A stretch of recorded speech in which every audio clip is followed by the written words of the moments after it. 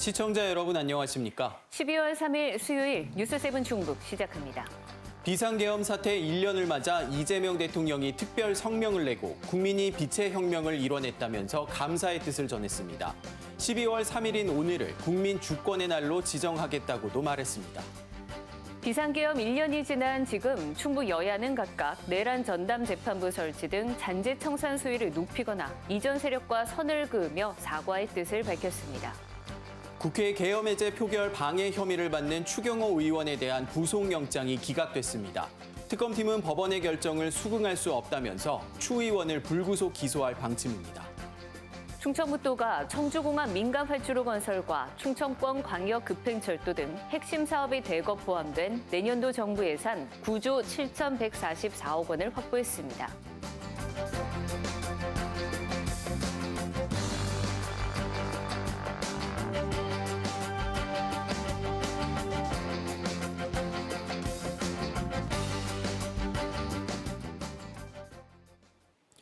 비상계엄 사태 1년을 맞은 오늘 이재명 대통령이 대국민 특별 성명을 발표했습니다. 이 대통령은 국민들의 용기와 연대의 힘으로 계엄이 해제될 수 있었다면서 감사의 뜻을 전했고 12월 3일을 국민 주권의 날로 지정해 기억하겠다고 말했습니다. 또 빛의 혁명은 아직 끝나지 않았다면서 내란에 대한 진상규명과 처벌을 철저히 하겠다고 강조했습니다. 방준원 기자의 보도입니다. 비상계엄 사태 1년을 맞아 이재명 대통령은 대국민 특별 성명을 발표했습니다. 이 대통령은 21세기 들어 민주주의 국가에서 친위 쿠데타가 발생한 것도 처음이지만 국민의 손으로 평화롭게 막아낸 것도 역사상 처음이라고 강조했습니다. 역설적이게도 지난 12.3 쿠데타는 우리 국민들의 높은 주권의식과 대한민국 민주주의의 놀라운 회복력을 세계 만방에 알린 계기가 됐습니다. 그러면서 담대한 용기와 연대에 빛나는 힘을 보여준 국민들께 감사드린다고 말했습니다. 이 대통령은 12월 3일을 국민 주권의 날로 지정해 기억하겠다고 했습니다.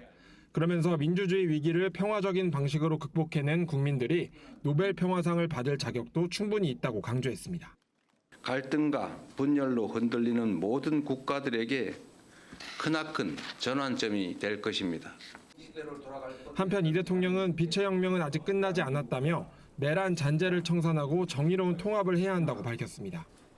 사적 야욕을 위해 헌정 질서를 파괴하고 심지어 전쟁까지 획책한 그 무도함은 반드시 심판받아야 합니다.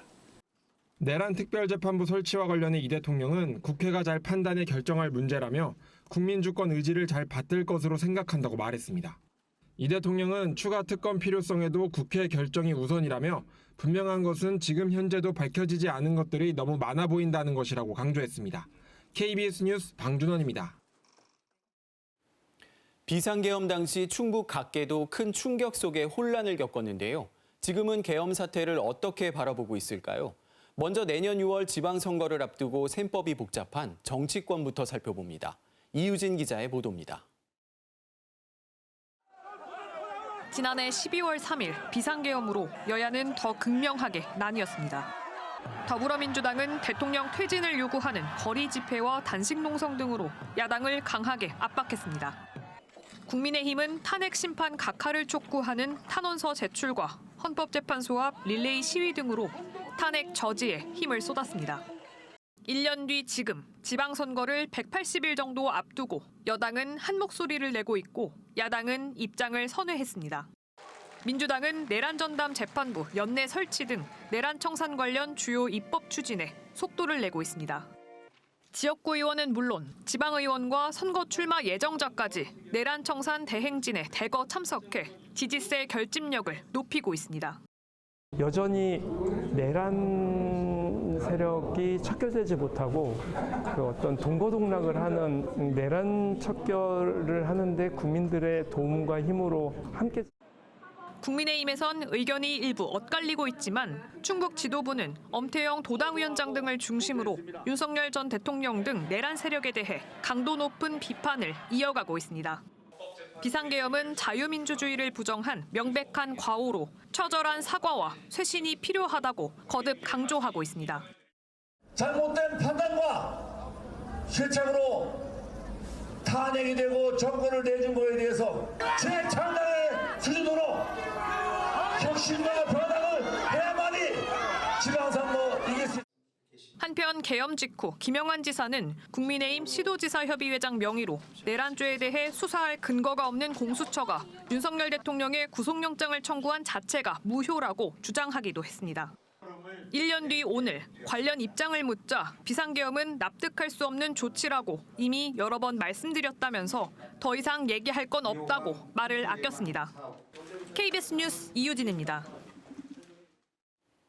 충북 지역사회 각계는 어떨까요? 시민단체부터 학생까지 특정 현안에 대해 갈등이 더 첨예해지고 반목이 심해졌다는 우려가 큰데요. 계속해서 송근섭 기자가 보도합니다. 1년 전 촛불을 들고 거리로 나선 시민들. 비상계엄 선포부터 윤석열 전 대통령 탄핵까지 123일 시민운동의 순간순간을 기록집으로 만들고 있습니다. 이들은 이번 백서 작업을 통해 충북의 지역사회가 화합으로 나아가길 기대하고 있습니다. 잘잘못을 둘러싸고 서로의 찬반은 있겠으나 사회를 살아가고 있는 우리 모두가 좀 더 존엄하고 평등한 사회에서 더 나은 민주주의에서 살아가고자 하는 마음은 저는 같다고 생각하거든요. 하지만 누적된 갈등의 흔적은 여전히 곳곳에서 나타나고 있습니다. 국힘당을 해산하라! 진보 성향 시민단체는 국민의힘 충북도당 앞에서 기자회견을 열고 여전히 내란을 옹호하고 있다면서 정당 해산을 촉구했습니다. 내란에 대한 단죄를 받은 사람 한 사람도 있지 않습니다. 저희들은 아직까지 내란의 연장선상에 있다고 봅니다. 내란 전동 특별재판부가 조속한 시일 내에 빨리 시행되기를. 보수 성향 단체들은 최근까지도 윤 전 대통령 무죄 석방, 부정선거 등을 주장하면서 산발적인 집회를 이어가고 있습니다. 특별재판부까지 만들어서 또 재판을 한다고 하는 이 사법부 통제까지 지금 하고 있다는 것은 사실상 그 계엄의 배경과 사유와 이유가 더 확연하게 드러나고 있다. 최근 충북의 한 대학 총학생회장 선거 과정에서는 특정 후보가 보수 유튜버 집회에 동조했는지를 두고 논란이 벌어지기도 했습니다. 누구에게나 정치적 자유는 있다고 생각하고 누구나 자신의 뜻을 마음대로 펼칠 수는 있다고 생각합니다.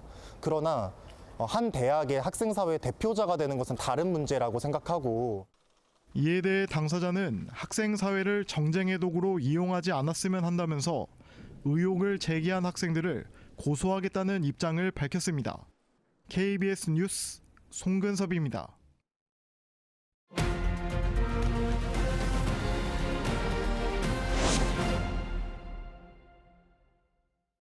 윤석열 전 대통령이 비상계엄을 선포한 지 오늘로 1년째입니다. 비상계엄 당시의 충격이 아직도 생생한데요. 이후 대선을 통해 새로운 대통령이 탄생했고 민심과 정치권에도 적지 않은 변화가 이어지고 있습니다. 오늘 대담한 세븐에서는 엄태석 서원대학교 명예교수 모시고 비상계엄 1년과 앞으로의 정치지형 변화를 전망해 보겠습니다. 교수님 안녕하십니까? 네, 안녕하십니까? 윤석열 전 대통령이 비상계엄을 선포한 지 딱 1년째입니다. 네. 1년 전 비상계엄 어떻게 정의할 수 있을까요? 당시의 그 화면이 지금도 기억이 나는데요. 당시 그 윤석열 대통령이 직접 그 비상계엄 선언을 하면서 그 내용을, 이유를 어떻게 밝혔냐 그러면 계속 민주당이 탄핵에 집중하고 또 예산안도 일방적으로 삭감하고 그래서 국정이 마비되고 있다. 그리고 차제에 좌파 종북 세력을 척결해서 자유민주주의를 실현하겠다는 게 이제 비상계엄 선포의 이유였습니다. 그러나 비상대권, 비상계엄에 관한 권한이 대통령께 있는 것은 맞는 말입니다만은 이러한 비상계엄에도 분명한 사유가 있어야 합니다. 그건 뭐냐 그러면 전시사변처럼 중대한 국가재난으로 평상적인 일상적인 경찰 병력이나 행정력으로 국가를 유지하지 못할 때 경찰력으로 이제 그 상황을 극복하겠다는 게 이제 비상계엄의 요건이거든요. 그러니까 계엄의 이유는 맞지 않은 계엄이었고요. 그런데 그 당시에 왜 그런 판단을 했을까라는 생각을 하지 않을 수 없는데 그때도 제가 그런 말씀을 드린 것 같습니다. 이러한 이유 때문에도 있겠지만 당시에 이제 명태균 씨가 녹취록을 하나씩 이제 까면서 거기서 대통령의 음성과 김건희 씨의 음성이 등장하고 그래서 이제는 더 이상 버티기 어렵지 않겠는가 하는 판단을 하지 않았나 생각을 하는데요. 중요한 것은 비상계엄이 요건에 맞지 않았다는 것은 헌법재판소의 탄핵 결과에서도 드러난 사실입니다. 네. 네, 민주당을 중심으로 한 정치권에서는 윤석열 전 대통령의 비상계엄을 내란으로 규정을 하고 있는데요. 이 내란에 대한 규명 어느 정도 진행됐다고 보십니까? 이제 그 내란이라고 이제 계속 민주당, 여당에서 주장을 하고 있고 또 이제 야당의 일부에서는 그 내란이라는 것이 전 국토 또는 일부에서 국가 권력을 인정하지 않고 국헌을 문란시키는 폭동 행위인데 윤석열 대통령이 당시에 이미 대권을 가지고 있는 상황에서 피해자가 나오지 않지 않았느냐. 그러니까 내란이 아니다라는 이제 그러한 얘기를 하고 있고 그러다 보니까 그게 내란 특검으로 이어졌고요. 그래서 동시에 3개의 특검이 지금 운영되고 있습니다. 그런데 얼마 전에 그 순직 해병 특검은 이제 마무리가 됐고요. 그리고 내란 특검과 김건희 특검도 이제 조만간에 종료가 될 것으로 보는데 이러한 측면에서 판단은 이제 사법부의 몫이 되겠습니다. 그러나 그러한 부분에서 현재도 지금 비상계엄과 탄핵, 그 내란 여부에 대해서는 야당 일각에서는 생각들이 좀 달라서 지금 내용을 겪고 있는 그런 상황으로 보입니다. 네. 비상계엄 이후 이 정치권의 변화도 적지 않을 텐데요. 어떤 것들이 있을까요? 그 당시에 그 윤석열 대통령이 계엄의 이유를 밝힌 것처럼 압도적인 다수를 야당이 민주당이 점유하고 있었고 그리고 또 사실 30차례 이상의 탄핵이 있었고 예산안도 그 당시에 거의 주도를 했기 때문에 이제 그런 것들이 이제 이유가 되겠습니다만은 그 정도로 압도적인 지지를 받고 있던 민주당이 탄핵 정국을 딛고 정권을 장악하는 상황이 된 걸로 보면 얼마나 많은 지지를 받고 있었나 하는 걸 알 수 있겠는데요. 그러니까 이미 180석에 가까운 지지를 받고 있었는데 여당이 내란 또는 계엄으로 이렇게 연루가 되니까 되려 더 위상이 높아진 게 사실이죠. 그러니까 그 여세를 가지고 대통령까지 당선시켰습니다. 반면 국민의힘에서는 계엄과 탄핵의 과정에서 당이 분열되고 또 대표들도 계속 바뀌고 하는 그러한 과정을 겪고 지금까지도 사실은 그 내용이 잘 수습이 되고 있지 않는 그런 상황으로 보입니다. 네. 이 비상계엄 이후에 이재명 대통령이 새로 취임을 했는데요. 이 현 정부에 대한 평가를 좀 어떻게 내리시겠습니까? 6월 3일 당선되고 6월 4일부터 이제 정권을 인수했으니까 이제 그 6개월 정도의 시간이 지났는데 6개월 가지고 이제 전반적인 평가를 하기는 어렵겠습니다만은 어떻게 보면 비상계엄을 극복하고 또 당선된 사실 대통령께서 여러 가지 어려운 상황을 겪었습니다만은 당선된 상황에서 그리고 또 김민석 현 총리는 당시 그 계엄 상황 이전에 국회에서 계엄에 대한 얘기들을 계속 하면서 계엄의 위험성이 있다라는 얘기를 했는데 그게 또 맞았습니다. 그래서 그것 때문에 지금 현재 대통령과 김민석 총리에 대해서는 상당한 지지를 받고 있는 게 사실입니다. 그러나 반면 지금 현재 상황에서 여러 가지 어려운 여건에 있는 것도 뭐 또한 우리가 인지의 사실인데요. 예를 들면 당선되자마자 굉장히 광폭 행보를 하고 있고 그 기본적인 이념은 실용주의라는 것을 저희들이 너무 많이 들어서 잘 알고 있는데요. 그런 과정에서 미국과 관세 협상을 했어야만 됐고요. 그리고 또 에이펙도 또 치러야 됐고 거기다 지금 현재 한국 경제가 별로 좋지 않은 상황이라서 그러한 것들을 계속 대통령께서 실용주의 노선으로 지금 극복하고 있는데 국익에 도움이 된다면 방법, 이념, 진영은 별로 중요하지 않다라는 말씀을 주로 하십니다. 그런데 이러한 것들은 또 여러 가지 또 요소와 약간 위험적인 요소들이 있는데 그게 뭐냐면 선택의 상황에서 굉장히 좀 위험해질 경우가 있습니다. 그리고 또 하나는 그 언행들이 모순이 될 수 있는 가능성들이 가끔 있거든요. 이제 그러한 부분에서 좀 조심을 한다면 지금 현재 우리나라가 실용주의 노선을 택하지 않을 수도 없는 상황이 미일 중 여러 나라 가운데 우리가 제일 국력이 약하지 않습니까? 그러한 부분에서 김정관 전 산자부 장관이 이번에 미국과 관세 협상을 하면서 국가가 힘이 있어야겠구나 하고 말한 것도 이러한 맥락에서 이해가 돼야 될 것 같습니다. 예. 네, 교수님, 그럼 이번엔 충북 지역 얘기로 좀 넘어가 볼 텐데요. 이 비상계엄으로 충북의 주요 현안들 추진에도 좀 차질이 예상이 됐었거든요. 실제 어떤 영향이 있었다고 보십니까? 전반적인 부분에서는 일단 이렇게 전국이 어려워지고 그리고 정권이 바뀌는 그 시점에는 공무원들이 일을 적극적으로 하지 못합니다. 왜냐하면 책임의 문제가 따르기 때문에. 그래서 이제 그러한 부분에서 이미 선거를 치러서 여야가 바뀌었습니다. 그러니까 우리 지역 같은 경우는 한때 여당 소속 단체장이다가 지금은 야당 소속의 장이 되었단 말입니다. 이렇게 볼 때 이제 팔이 안으로 굽는다고 그래도 여당 단체장이 좀 더 낫지 않겠나라는 생각들을 많이 하십니다. 그런데 그러한 부분에서 일리가 있지만 또 반면 지방에 관련된 그 어떤 공약들은 대부분 여야가 비슷한 게 많습니다. 그래서 그러한 부분에서 크게 염려 안 하는 부분도 있고 또 내년 지방선거가 6개월밖에 안 남았거든요. 그때 만약에 특정 지역에 충격이 갈 정도의 예산 지원이 끊어지거나 삭감된다면 정책 영향이 있기 때문에 그런 부분은 크게 우려 안 해도 될 것 같고요. 예를 들면 이런 겁니다. 지난번 총선에서 국민의힘이 가장 뼈아파하는 게 뭐냐 그러면 당시 예산안에서 R&D 예산을 못 챙겨서 그게 큰 파장을 일으켰다라는 것이 이제 하나의 예로 말씀을 드리겠습니다. 그래서 크게 염려하실 바는 없다. 예. 앞서도 잠깐 말씀해 주셨는데 이 내년에는 지방선거가 예정돼 있지 않습니까? 네. 이 특히 충북지사 선거의 경우 김영환 지사의 재선 가능성 어떻게 보고 계십니까? 뭐 관심이 많으시겠죠. 그런데 이제 후보자들은 특히 이제 정당 소속 후보자들은 두 개의 관문을 통과해야 이제 당선되는 겁니다. 하나는 정당의 공천 과정을 겪어야 되고요. 하나는 주민들의 선택을 받아야 되겠죠. 이제 그러한 부분에서 현역은 상당히 유리한 위치에 있습니다. 일단 왜냐하면 우리가 일반적으로 선거의 승패에 영향을 미치는 요소를 크게는 두 개로 봅니다. 하나는 정당, 하나는 인물인데 저는 거기다가 현직이냐 아니냐 그리고 그 당시의 전국 상황이 어디에 유리한가요? 네 가지를 더해 볼 때 현역이 유리한 측면이 있는데 현역의 장점이 뭐냐 그러면 첫 번째는 주민들이 이름을 많이 아시죠. 그리고 언론에 많이 이제 드러난다는. 근데 단점도 있습니다. 뭐냐 그러면 여야를 불문하고 항상 공격의 대상이 되죠. 경쟁자들한테. 또 이어서 좋은 것도 빨리 전파가 되겠지만 나쁜 것도 빨리 전파되는 그 평가를 받는다는 그런 측면들이 있거든요. 그런 측면에서 현 김영환 지사가 이 두 개의 관문을 통과하는데 도민들께서 어떤 평가를 하느냐. 그게 뭐 중요한 관건이 아니겠습니까? 예.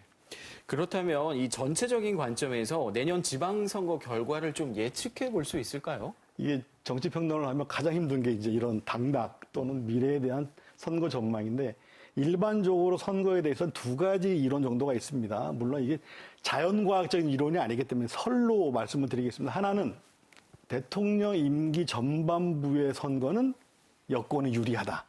특히 뭐 1년 내에 딱 1년 뒤에 치르는 겁니다. 왜냐하면 대선이 올 6월 3일인데 지방선거가 내년 6월 3일이니까 그러면 이른바 밀월 선거라고 그래서 여건이 유리하다라는 하나의 설이 있고요. 또 하나는 국민들께서 세 개의 선거를 한 당에 다 주지 않는다. 대통령 선거, 국회의원 선거, 지방선거를 다 주지는 않는다. 그런데 지금 민주당이 두 개의 선거를 가져갔으니 국민의힘도 바라볼 만하다. 이제 두 개의 설이 부딪히는데 결과적으로는 여러 가지 요소들이 작용을 하겠죠. 대통령이 가장 잘 전국을 주도하느냐.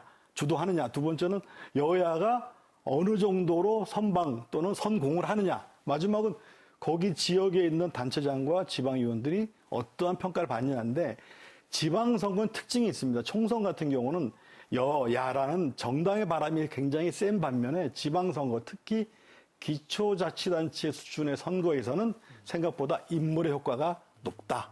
그래서 지방선거는 예측이 어려우나 기본적으로는 두 가지 이론이 있다. 이렇게 말씀드리겠습니다. 예. 알겠습니다. 교수님 마지막으로 이 정치권에 당부하시고 싶은 말씀 짧게 부탁드리겠습니다. 네, 지금 내란 종식 그리고 검찰 개혁, 사법부 개혁이 이제 여당의 큰 축인 것 같고요.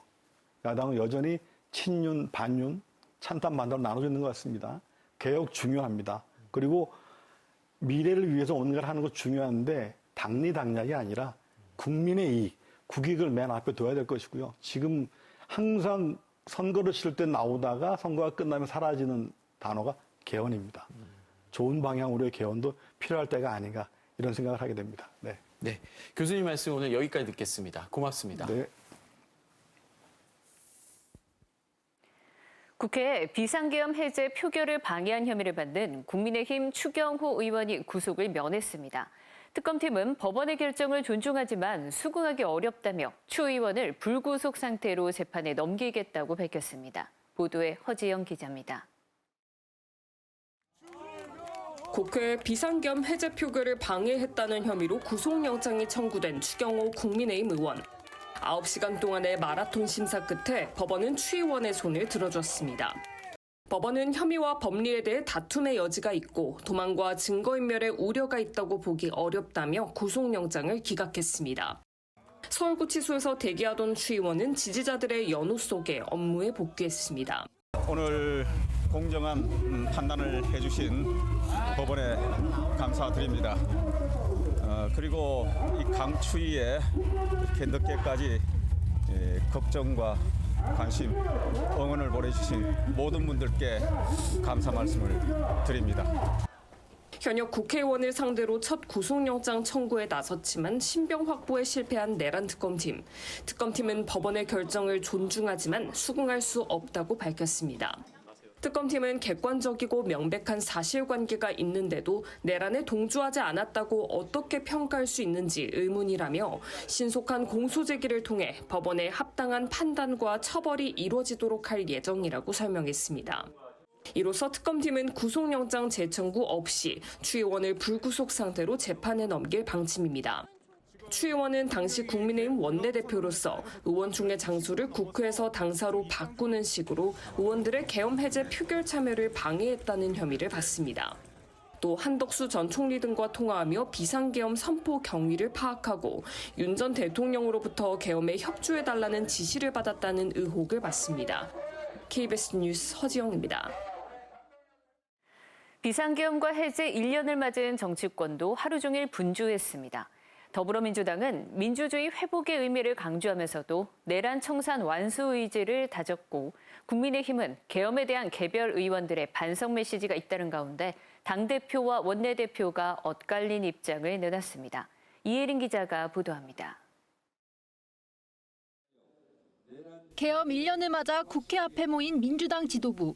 밤사이 추경호 전 원내대표 구속영장 기각을 거론하며 내란이 여전히 끝나지 않았다고 강조했습니다. 오늘은 내란 청산을 방해하는 제2의 내란 사법 쿠데타입니다. 역사는 윤석열 정권과 조희대 사법부가 한 통속이었다고 기록할 것입니다. 사법개혁 완수와 내란 청산으로 민주주의와 헌정질서 수호에 나서겠다고 다짐했습니다. 계엄 1년 메시지를 고심해오던 국민의힘은 송원석 원내대표가 당 소속 의원들을 대신해 사과 입장을 발표했습니다. 계엄을 막지 못한 데 책임을 통감한다면서 정부 여당을 향해서도 내란몰이를 끝내달라고 당부했습니다.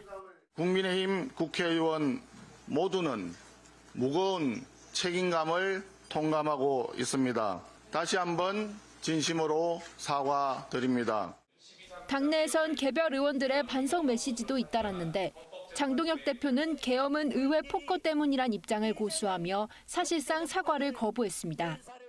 민주당 문진석 원내 수석부대표의 대통령실 인사청탁 논란을 두고 여야 공방도 벌어졌습니다. 국민의힘은 인사농단이라며 특검 수사와 관계자 문책을 요구했고 온 국민이 목격한 인사농단 현행범으로 즉각적인 특검 수사가 필요한 중대한 국정농단 사안입니다. 민주당은 부적절한 행동이었다면서도 당 차원의 조치에는 선을 그었습니다.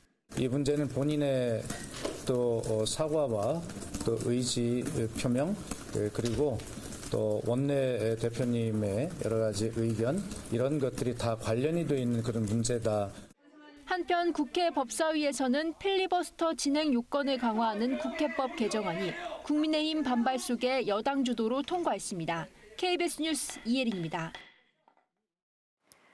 감사원 운영쇄신 TF가 윤석열 정부 당시 논란이 일었던 이른바 7대 감사에 대해 내부 진단한 결과 표적 감사와 군사기밀 유출, 자료 왜곡 등 부당행위가 다수 확인됐다고 밝혔습니다. 감사원은 무리한 감사로 피해를 입은 당사자들에게 사과하고 관련 제도 개혁에 착수하겠다고 밝혔습니다. 보도에 서지영 기자입니다. 감사원은 윤석열 정부 당시 진행된 이른바 7대 감사를 재점검한 결과 위법 부당 행위가 다수 확인됐다고 설명했습니다. 운영수신 TF가 점검한 대상은 서해 공무원 피살 사건, 월성 1호기 경제성 평가, 전 권익위원장 감사 등 모두 7개 감사입니다. 월성 원전 감사에서는 감사위원회가 송부하지 말라고 결정한 자료를 사무처가 부당한 절차를 통해 검찰에 수사 참고 자료로 보낸 사실이 확인됐습니다. 또 대법원이 산업통상부 직원들에 대해 무죄를 선고한 이후에도 감사원 측이 사실과 다른 내용을 담은 의견서를 법원과 검찰에 제출한 사실이 TF 조사에서 드러났습니다. 서해 공무원 피살 사건 감사와 북한 지피 불능화 검증 감사 과정에서는 감사원이 확보한 군사 기밀이 외부에 유출된 사실도 드러났습니다. 김인혜 감사원장 권한대행은 오늘 TF 활동 결과 브리핑에서 무리한 감사로 많은 분들께 고통을 드렸다며 깊이 사과드린다고 말했습니다. 또 월성 원전 감사로 피해를 본 산업통상부 직원들 그리고 권익위 감사 이후 불기소 처분을 받은 전현희 전 권익위원장에게도 거듭 사과하며 고개를 숙였습니다. 감사원은 이 같은 문제의 재발을 막기 위해 제도 개혁에 나서겠다고 밝혔습니다. 우선 기관과 범위에 제한 없이 전방위 직무감찰을 수행해온 특별조사국을 폐지할 예정입니다. 강압감사를 방지하기 위해 관련 규정 개정, 무분별한 수사 요청 또는 감사 중간 발표 관행을 금지할 방침이라고 밝혔습니다. 이와 함께 감사원의 인사권 전횡과 감찰권 남용을 막기 위한 제도적 개선 방안도 마련하겠다고 강조했습니다. KBS 뉴스 서지영입니다. 내년도 정부 예산안이 국회를 통과했습니다. 충북은 9조 7천억 원대 예산을 확보했는데요. 지역별 주요 핵심 사업이 탄력을 받게 됐습니다.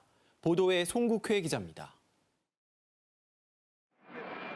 국비 확보로 청신호가 켜진 대표 현안은 청주공항 민간 활주로 건설입니다.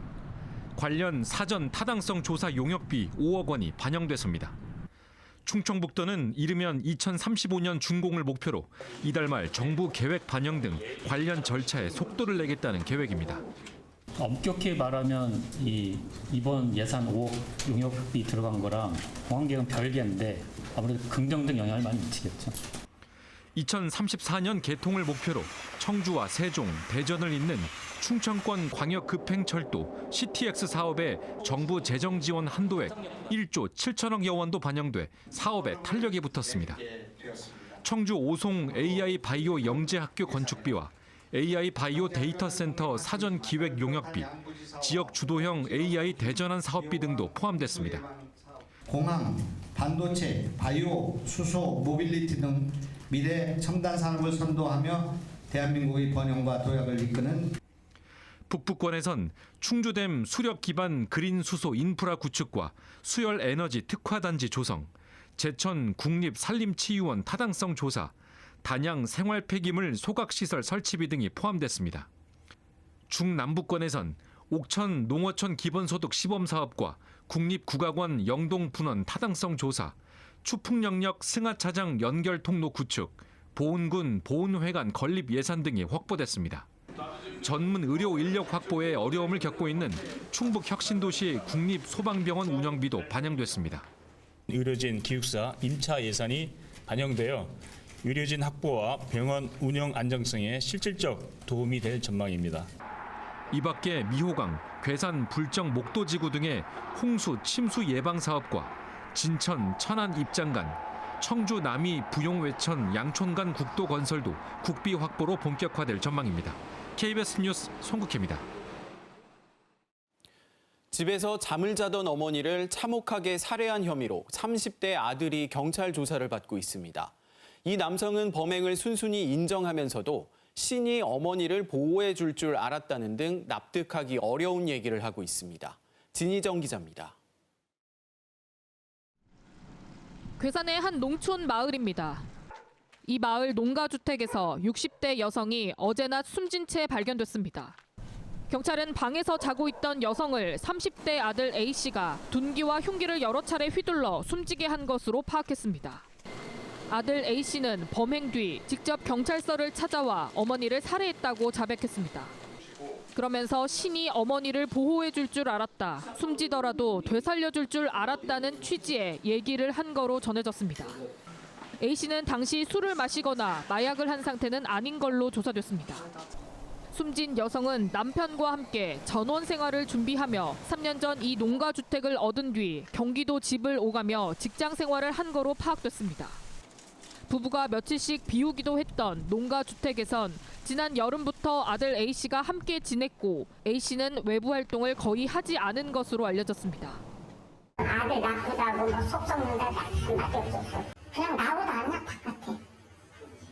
나오도 않고 그냥 인사할지도 모르고 뭐 그냥 부모님 보고 왕따를 당해서 그랬던 것 같고 내가 학교를 경찰은 숨진 여성을 부검하는 한편 존속 살해 혐의로 A씨에 대한 구속영장을 신청했습니다.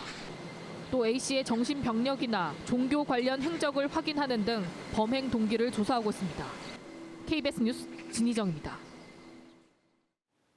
투자금 회수를 빌미로 한국 청년들을 캄보디아 범죄 조직에 넘긴 일당이 경찰에 붙잡혔습니다. 이들은 현지 조직에 사람들을 보내면 3천여만 원의 수수료를 받기로 했던 것으로 알려졌습니다. 민수아 기자입니다. 지난 8월 캄보디아에 입국한 뒤 가족에게 프놈펜의 한 건물에서 감시받고 있다고 연락해 경찰에 실종 신고가 접수됐던 충북 음성의 20대 A씨. A씨를 비롯한 20대 2명을 캄보디아 범죄 조직에 넘긴 일당 3명이 경찰에 붙잡혔습니다. 2명은 국내에서, 캄보디아에 체류 중이던 1명은 수배 중 지난달 말 한국에 들어오면서 검거됐습니다. 이들은 A씨 등에게 관광 숙박업에 투자하라고 유도하고 투자금을 돌려받으려면 캄보디아로 가야 한다고 속여 출국시킨 것으로 파악됐습니다. A씨 등은 현지에서 휴대전화와 여권을 뺏기고 프놈펜의 한 건물에 감금된 것으로 전해졌습니다. 경찰은 국외 이송 유인 혐의로 2명을 구속 송치하고 1명을 구속해 조사하고 있습니다. 이들은 범죄 조직의 피해자들을 넘기는 대가로 1명당 3천만 원에서 3,500만 원을 받기로 했던 것으로 조사됐습니다. 피해자들은 큰 돈을 벌 수 있고 직원으로 채용될 수 있다는 말에 2억 1천만 원을 건넸고 원금이라도 찾기 위해 캄보디아를 간 것으로 확인됐습니다. 피해자들은 대사관 등의 도움을 받아 최근 귀국한 가운데 경찰은 이들 외에도 캄보디아 관련 실종 신고에 대한 조사를 이어가고 있습니다. KBS 뉴스 민수아입니다.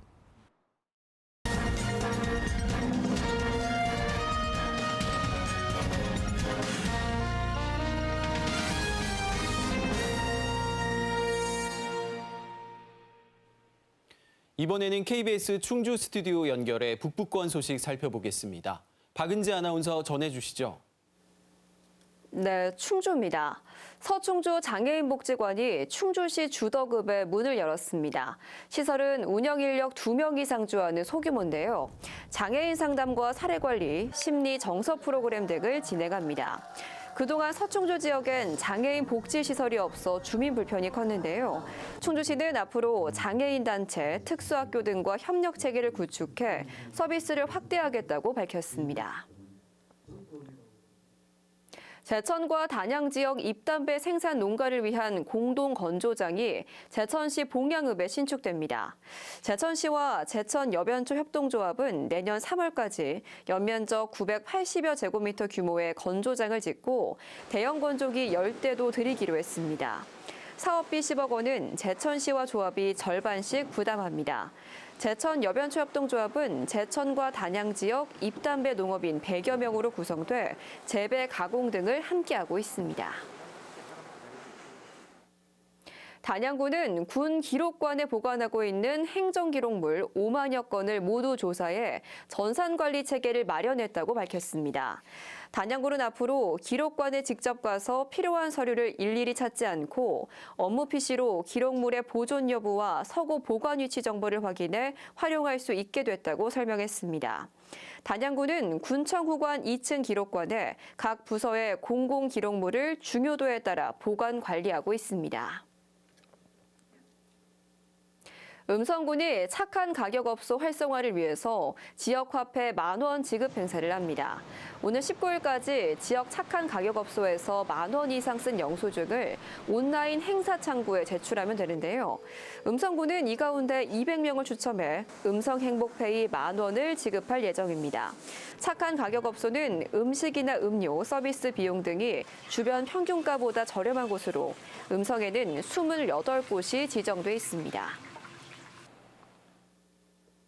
KBS 충주방송국의 송년음악회가 내일 저녁 7시 반 충주문화회관에서 열립니다.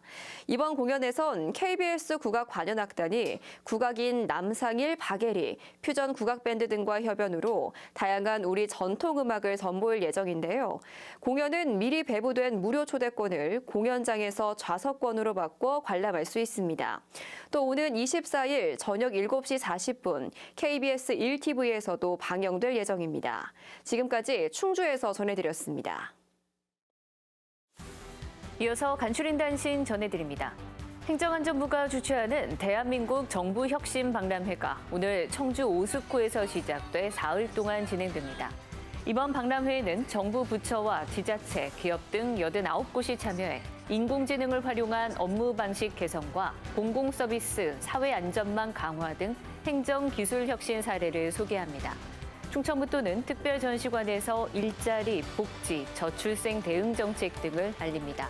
이 밖에 기본사회와 정부혁신 미래전략 등을 주제로 한 포럼과 세미나도 열립니다.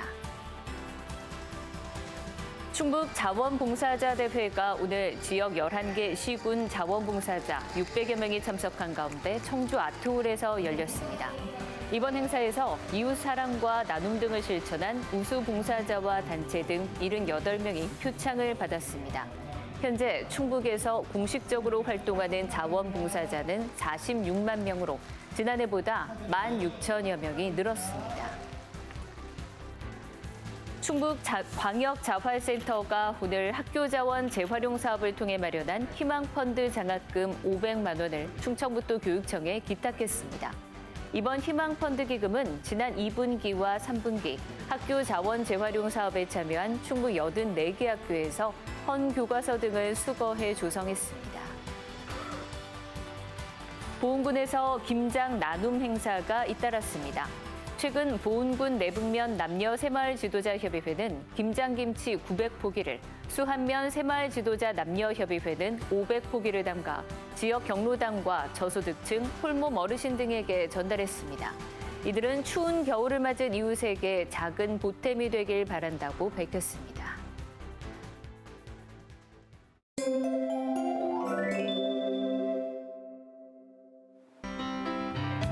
매서운 추위가 기승을 부리고 있습니다. 북부 지역을 중심으로는 한파주의보가 내려져 있는데요. 오늘 아침 충북에서 가장 추웠던 제천 배구는 영하 11.6도까지 떨어졌고요.